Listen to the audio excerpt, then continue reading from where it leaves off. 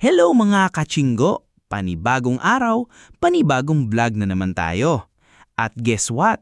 Andito pala kami ngayon sa Masian Beach, kung saan magkakrabing tayo at mangunguha ng mga seashell.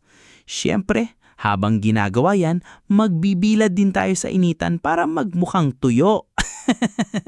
Grabe mga kachinggo, ang init dito. Pero kahit pawis na pawis at parang piniprito na sa araw, ine-enjoy pa rin namin. Sobrang ganda ng tanawin dito. Asul na asul ang dagat, presko ang hangin, at syempre, mas masaya pagkasama ang tropa. Habang naglalakad kami sa buhangin, bawat hakbang may nakikita kaming shells at kung minsan may mga alimango na biglang tumatakbo. Kailangang mabilis ka kung gusto mong mahuli sila kasi parang may rocket booster mga paa nila.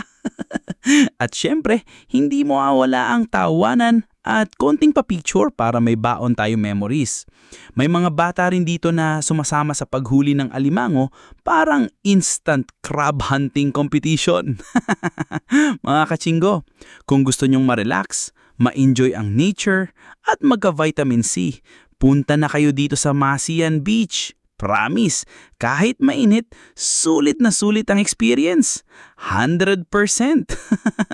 So ayun, magkakrabing muna kami at maghahanap pa ng mas malalaking seashell. Kaya samahan nyo kami hanggang huli at huwag kalimutang like, share at follow para sa mas marami pang masayang adventure kasama ang IG07.